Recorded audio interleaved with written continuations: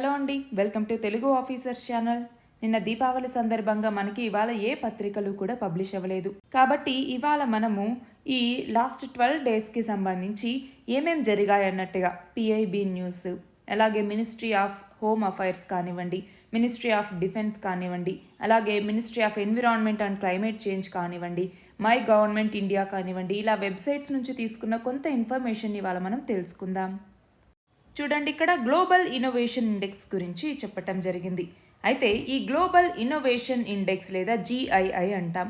ఈ global innovation ఇండెక్స్ని ఇచ్చేటటువంటి సంస్థ ఏది అంటే WIPO, world intellectual property organization అంటాం.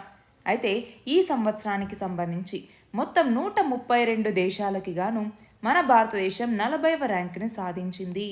గుర్తుపెట్టుకోవాలి, మన భారతదేశ ర్యాంక్ ఎంత అంటే 40వ ర్యాంకు. చూడండి, 2023లో 40వ ర్యాంకు, 2022లోనూ 40వ ర్యాంకు, 2021లో 46వ ర్యాంకు. మనం చూస్తే చూడండి, 2015లో 81 ర్యాంకులో ఉంటే ఇప్పుడు మనం 2023 నాటికి 40వ ర్యాంకుకు చేరుకోవటం జరిగింది. అంతేకాదు, పేటెంట్స్కి సంబంధించి కూడా లాస్ట్ 9 సంవత్సరాల్లో చూసుకుంటే 8 రెట్లు పెరిగాయి.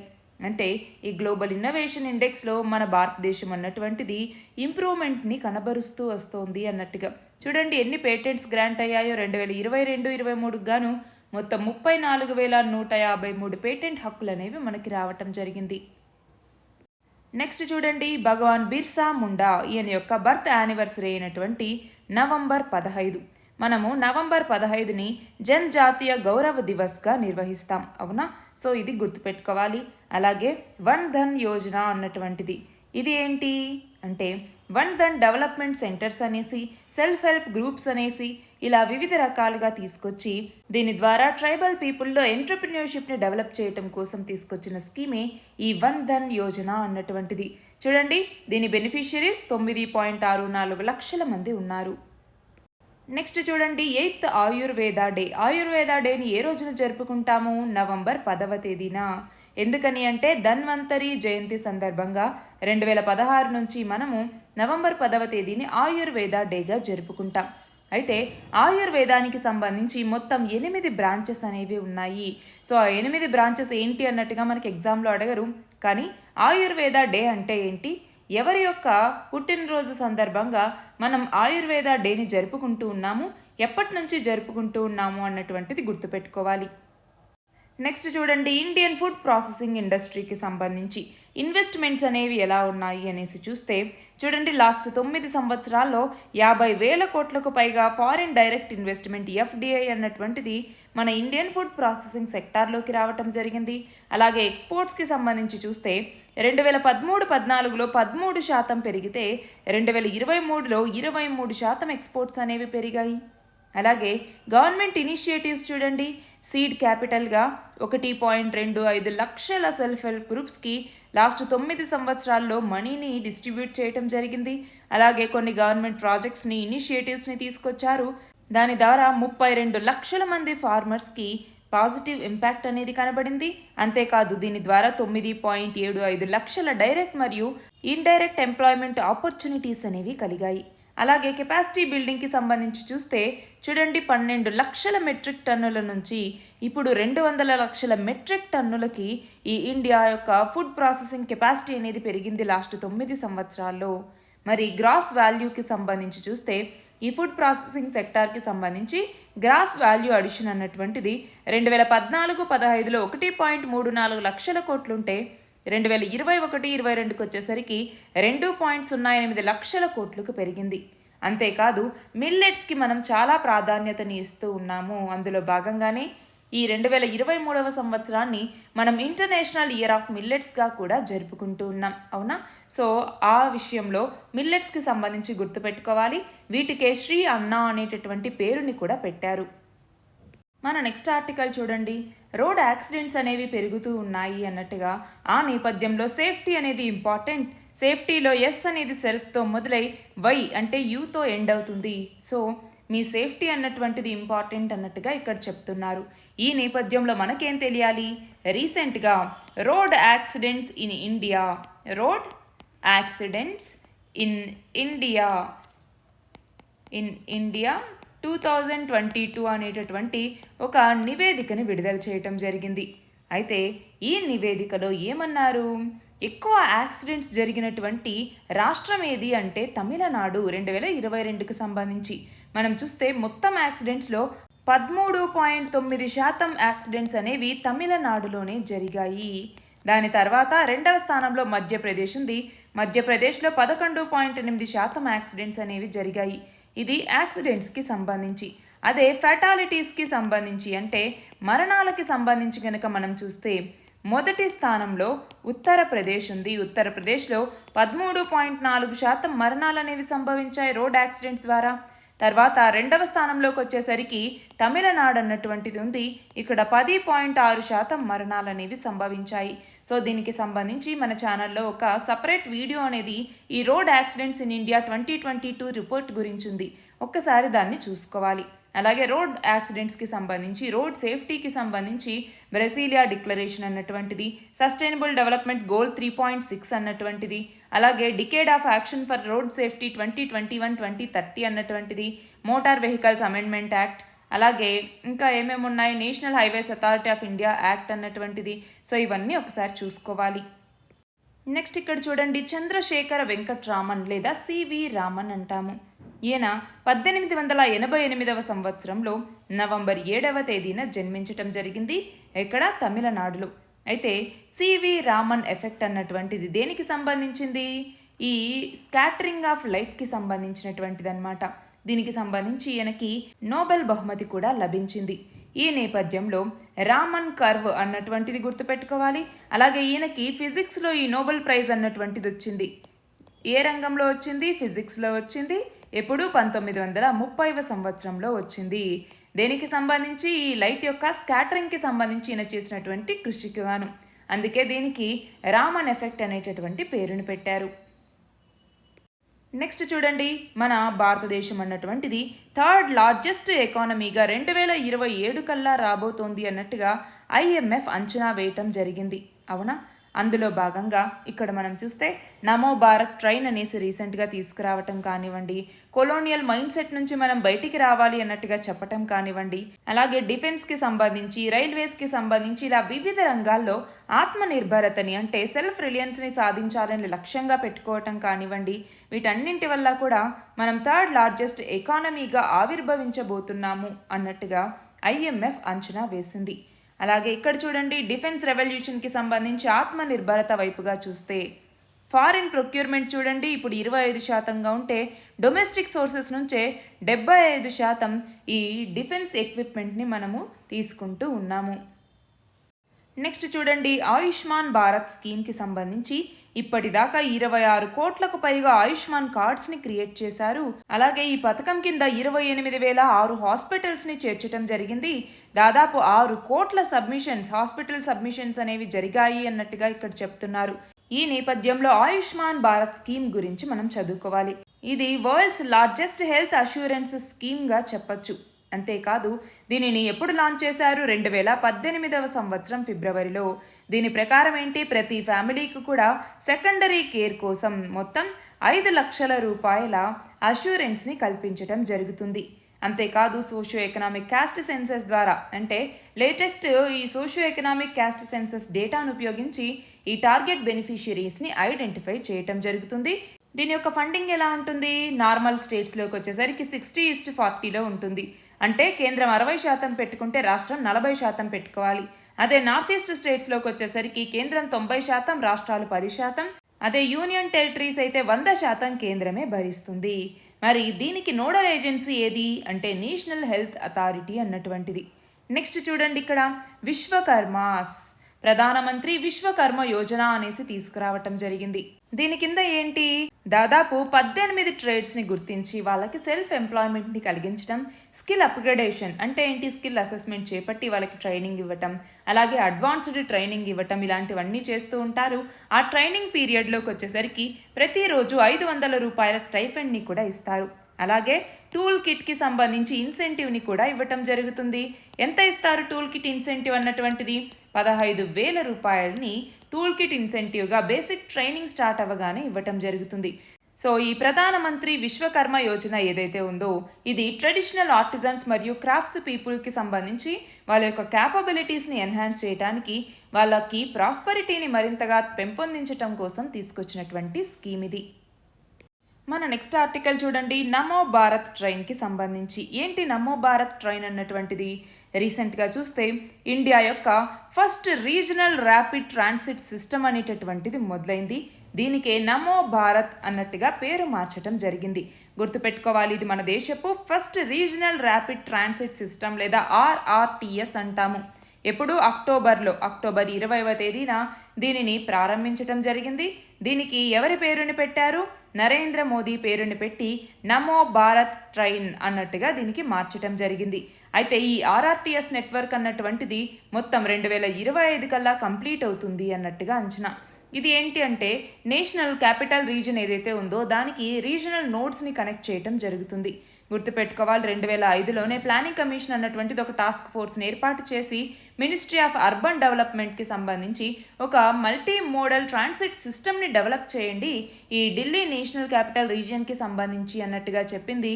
ఆ టాస్క్ ఫోర్స్ ఏమో 8 కారిడార్స్ని ఐడెంటిఫై చేసింది. అందులో ఈ 3 కారిడార్స్ అనేవి ఇప్పుడు ఇంప్లిమెంటేషన్లోకి తీసుకొచ్చారు. అవి ఢిల్లీ మీరట్ కారిడార్, ఢిల్లీ పానిపట్ కారిడార్, అలాగే ఢిల్లీ ఆల్వార్ కారిడార్ అన్నటువంటిది. అయితే ఇక్కడ నమో భారత్ ట్రైన్ అన్నటువంటిది మనకి ఇంపార్టెంట్.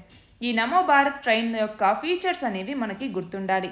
మనం చూస్తే 160 కిలోమీటర్ల స్పీడ్తో ఇది వెళ్తుంది పర్ అవర్. అలాగే ఒక డెడికేటెడ్ ట్రాక్లో ఇది ఆపరేట్ అవుతుంది. అంతేకాదు హై ఫ్రీక్వెన్సీతో ఇది వెళ్తుందన్నమాట. అంతేకాకుండా ఇందులో మోడర్న్ అమ్యూనిటీస్ ఫీచర్స్ ఇవన్నీ అందుబాటులో ఉన్నాయి. అలాగే వందే భారత్ ట్రైన్స్ అనేవి 65 పైగా వందే భారత్ ట్రైన్స్ని ఇప్పటిదాకా తీసుకురావటం జరిగింది. అలాగే మెట్రోస్ని ఏర్పాటు చేశారు. ఇండియా యొక్క ఫస్ట్ ర్యాపిడ్ రైల్ సర్వీస్ నమో భారత్ ట్రైన్ అన్నటువంటి దాన్ని తీసుకురావటం జరిగింది. వీటన్నింటి ద్వారా ట్రావెలింగ్ని మరింత సులభతరం చేయటం అన్నటువంటిది లక్ష్యం. నెక్స్ట్ చూడండి, వోకల్ ఫర్ లోకల్ అంటూ ఉన్నారు. వోకల్ ఫర్ లోకల్ అనేటటువంటిది ఆత్మనిర్భర్ భారత్ అభియాన్ కింద ఒక కీ కాంప్లిమెంట్గా మనం చెప్పచ్చు. దీని కింద ఏంటి, మన లోకల్ ప్రొడక్ట్స్ని మరింతగా ప్రమోట్ చేయటం. అంటే మన లోకల్ ఇండియాని గ్లోకల్ ఇండియాగా, గ్లోకల్ అంటే గ్లోబల్ ప్లస్ లోకల్ అంటాము. సో లోకల్ ఇండియాని గ్లోకల్ ఇండియాగా మార్చాలి, ట్రాన్స్ఫార్మ్ చేయాలి అన్నటువంటి ఆ కళతో ఈ యొక్క వోకల్ ఫర్ లోకల్ అనేటటువంటి కార్యక్రమాన్ని తీసుకురావటం జరిగింది. నెక్స్ట్ చూడండి, ఫిచ్ రేటింగ్స్ అన్నటువంటిది ఈ సంవత్సరం మన జీడిపి గ్రోత్ రేట్ అనేది 6.7% ఉంటుంది అన్నట్టుగా అంచనా వేసింది. అదే 2024కి అయితే 6.1% అని, 2025కి అయితే 6.3% ఉండొచ్చు అనేసి అంచనా వేసింది. నెక్స్ట్ చూడండి, ఉమాంగ్ అన్నటువంటి యాప్ అనమాట. ఇది తీసుకొచ్చి 6 సంవత్సరాలైంది అన్నటువంటి నేపథ్యంలో ఈ ఆర్టికల్. అయితే ministry of electronics and information technology లేదా మెయిటీ అంటాము. ఈ మెయిటీ అన్నటువంటిది ఈ ఉమాంగ్ అనేటటువంటి యాప్ని తీసుకొచ్చింది. ఏంటి ఉమాంగ్ అంటే? Unified mobile application for new age governance అనేసి పిలుస్తూ ఉంటాము. దీనిని పౌర సేవల కోసం ఒక single unified secure multi channel multi lingual multi service mobile యాప్గా రూపొందించడం జరిగింది. అంతేకాదు ఫాస్ట్ ట్రాక్ మొబైల్ గవర్నెన్స్ని అందించడానికి కూడా ఇది ఉపయోగపడుతుంది. అలాగే ఈజ్ ఆఫ్ లివింగ్ని ప్రమోట్ చేయడానికి, గవర్నమెంట్ సర్వీసెస్ని ప్రతి ఇండియన్కి అందించేలాగా, for example health care, finance, education, housing, energy, agriculture, transport, even utility మరియు ఎంప్లాయ్మెంట్కి, స్కిల్స్కి సంబంధించి కూడా ఇవన్నీ కూడా ఈజీ యాక్సెస్ని ప్రొవైడ్ చేస్తుంది ఈ ఉమాంగ్ అన్నటువంటి యాప్. అయితే దీనికి సంబంధించి employment provident fund organisation, direct benefit transfer scheme departments, అలాగే staff selection commission, ministry of health, ministry of education, ministry of agriculture ఇలాంటివన్నీ కూడా దీంతో పార్ట్నర్షిప్ని కలిగి ఉన్నాయి. అయితే డిజిటల్ ఇండియా ఇనిషియేటివ్లో భాగంగా దీన్ని తీసుకురావటం జరిగింది. అంతేకాదు ఇంటర్నేషనల్ వర్షన్కి సంబంధించి ఉమాంగ్ ఇంటర్నేషనల్ అనేసి 2020లో ప్రారంభించడం జరిగింది కూడా. అంతేకాదు ఇక్కడ గుర్తుపెట్టుకోవాలి, 2018వ సంవత్సరంలో దుబాయ్లో జరిగినటువంటి 6th వరల్డ్ గవర్నమెంట్ సమ్మిట్లో best mobile government service award అనేటువంటిది ఈ ఉమాంగ్కి రావటం జరిగింది. నెక్స్ట్ చూడండి, ప్రధానమంత్రి గరీబ్ కళ్యాణ్ అన్న యోజన అన్నటువంటిది. ఏంటి ఈ స్కీమ్ అన్నటువంటిది? మనం చూస్తే కోవిడ్-19 టైంలో పూర్ పీపుల్ ఎవరైతే ఉంటారో వాళ్ళకి హెల్ప్గా ఉంటుంది అన్నట్టుగా నేషనల్ ఫుడ్ సెక్యూరిటీ యాక్ట్ కింద కవర్ అయి ఉన్నటువంటి ప్రతి ఒక్కళ్ళకి కూడా ఏదైతే 5 కేజీల గ్రెయిన్స్ని అంటే వీట్ కానీ రైస్ కానీ ఏదైతే ఇస్తారో దానికి అడిషన్గా మళ్ళీ 5 కేజీల సబ్సిడైజ్డ్ ఫుడ్ గ్రెయిన్ని ఈ యొక్క పీడిఎస్ ద్వారా అంటే రేషన్ షాప్స్ ద్వారా అందించడానికి తీసుకొచ్చినటువంటి స్కీమే ఈ ప్రధానమంత్రి గరీబ్ కళ్యాణ్ అన్న యోజన అన్నటువంటిది. అయితే ఇనీషియల్గా ఇది మూడు నెలల కాలానికి అన్నట్టుగా 2020లో ఏప్రిల్ నుంచి జూన్ వరకు తీసుకొచ్చారు.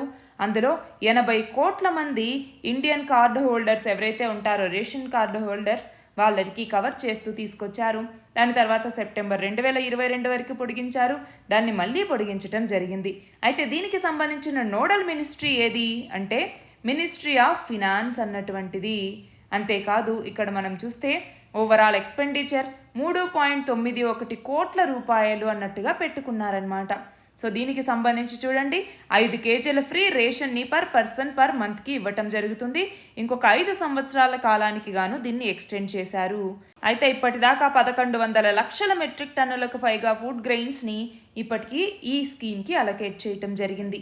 నెక్స్ట్ చూడండి ఇక్కడ టెక్నాలజీకి సంబంధించి మనం చూస్తే మైక్రాన్ అన్నటువంటిది ఒక సెమీ కండక్టర్ యూనిట్ని గుజరాత్లో నెలకొల్పటానికి ఓకే చెప్పటం జరిగింది.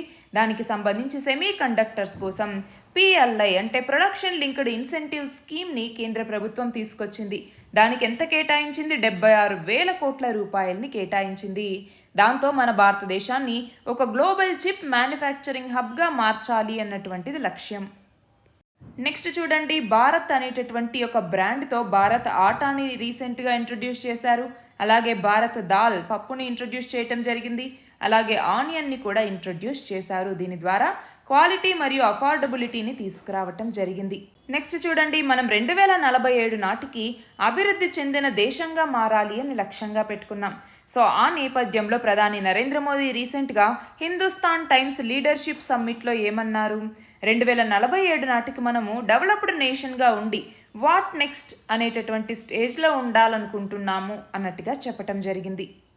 నెక్స్ట్ ఇక్కడ చూడండి టాయ్ ఇండస్ట్రీకి సంబంధించి మనం చూస్తే ఇంతకుముందు 40% ఇండియన్ టాయ్ కంపెనీస్ అనేవి క్లోజ్ అయ్యాయి. ఎందుకని అంటే చైనీస్ అలాగే ఇటాలియన్ ఆన్స్లాట్ వల్ల అన్నట్టుగా అసోచామ్ చెప్పింది. కానీ ఇప్పుడు మనం చూస్తే 2028 నాటికి మన ఇండియన్ టాయ్ ఇండస్ట్రీ అన్నటువంటిది $3 బిలియన్ చేరబోతోంది. అంతేకాదు టాయ్ ఎక్స్పోర్ట్స్ 2014 నుంచి 2023 మధ్య చూస్తే 240% ఇంక్రీజ్ అయ్యాయి. అలాగే ఇంపోర్ట్స్ అనేవి 2014 నుంచి 2022 మధ్య చూస్తే 67% తగ్గాయి. నెక్స్ట్ చూడండి ఫిన్టెక్ రంగానికి సంబంధించి ఫినాన్షియల్ టెక్నాలజీ రంగం అంటాము. ఇంతకుముందు 85 పైసల రిడిల్ అనేటటువంటిది ఉండేది. అంటే 1985లో అప్పటి మన ప్రధానమంత్రి అయినటువంటి రాజీవ్ గాంధీ ఏమన్నారు? ప్రభుత్వం ఖర్చు పెట్టేటటువంటి ప్రతి రూపీలో 85 పైసలు ఖర్చులకు పోతూ ఉంటే కేవలం 15 పైసలు మాత్రమే సిటిజన్స్కి చేరుతున్నాయి అన్నట్టుగా. అంటే ప్రతి 100 రూపాయల్లో కేవలం 15 రూపాయలు మాత్రమే సిటిజన్స్కి చేరుతూ ఉన్నాయన్నట్టుగా. కానీ ఇప్పుడు జామ్ ట్రినిటీ అంటాం. అంటే జన్ ధన్ ఆధార్ మొబైల్ ట్రినిటీ అనేసి దీని ద్వారా ప్రతి పైసా కూడా టార్గెట్ బెనిఫిషియరీస్కి చేరుతోంది. అంతేకాదు డిజిటల్ పేమెంట్స్లో ఇప్పుడు మన భారతదేశం ప్రపంచంలో నెంబర్ 1గా ఉంది. యూపీఐ ట్రాన్సాక్షన్స్ అన్నటువంటివి చూడండి ఆగస్ట్ 2023లో 10 బిలియన్ ట్రాన్సాక్షన్స్కి పైగా నమోదయ్యాయి. మన నెక్స్ట్ ఆర్టికల్ చూడండి గినీ కోఎఫిషియంట్ అన్నటువంటిది. గినీ కోఎఫిషియంట్ అన్నటువంటిది దేనిని మెజర్ చేయడానికి వాడతాము అంటే ఇన్కమ్ ఇన్ఈక్వాలిటీ. మన దేశంలో ఇన్కమ్ ఇన్ఈక్వాలిటీ అనేటటువంటిది ఎలా ఉంది అని మెజర్ చేయడానికి వాడేదే ఈ యొక్క గినీ కోఎఫిషియంట్ అన్నటువంటిది. సో ఆ గినీ కోఎఫిషియంట్ అనేది ఎంత తక్కువగా ఉంటే అంత ఇన్కమ్ ఇన్ఈక్వాలిటీ అనేది తక్కువగా ఉంది అనేసి మనం చెప్పచ్చు. అయితే చూడండి మిగతా దేశాలతో కంపేర్ చేసుకుంటే సౌత్ ఆఫ్రికాలో 63% ఉంటే యుఎస్లో 39.8%, చైనాలో 37.1%, ఇండియాలో కేవలం 34.2% మాత్రమే ఇన్కమ్ ఇన్ఈక్వాలిటీ ఉంది అన్నట్టుగా ఇక్కడ చెప్తున్నారు. చూడండి 2011లో 35.7% ఉంటే అది 2021కి వచ్చేసరికి 34.2%కి తగ్గింది. అంతేకాదు గ్లోబల్గా 40%కి లోపు ఉండాలి అన్నట్టుగా ఒక లిమిట్ని పెట్టుకుంటే ఇప్పుడు 40% లిమిట్ లోపే మనము ఉన్నాము. నెక్స్ట్ చూడండి ఇన్కమ్ బ్రాకెట్కి సంబంధించి ఇక్కడ మిడిల్ క్లాస్ అన్నటువంటి వాళ్ళు మరింతగా పెరుగుతూ ఉన్నారు అన్నట్టుగా ఇక్కడ చెప్పటం జరిగింది. చూడండి, 9.5 లక్షల నుంచి 10 లక్షలు పర్ ఇయర్ ఇన్కమ్ వచ్చేటటువంటి వాళ్ళు మరింతగా పెరిగారు. మనం చూస్తే 2011-12లో ఇలా 9.5 లక్షల నుంచి 10 లక్షల యాన్యువల్ ఎర్నర్స్ ఎవరైతే ఉంటారో వాళ్ళ యొక్క టోటల్ శాలరీ 9,760 కోట్లుంటే ఇప్పుడు 2020-21కి వచ్చేసరికి అది 62,684 కోట్లకు పెరిగింది. జాబ్స్ ఎక్స్పాండ్ అవుతూ ఉన్నాయి, ఎక్కువ ఫార్మలైజేషన్ అనేటటువంటిది కూడా జరుగుతూ ఉంది. దాంతో ఇన్కమ్ బ్రాకెట్ అనేది చాలా మందికి పెరుగుతోంది అన్నట్టుగా ఇక్కడ చెప్తున్నారు.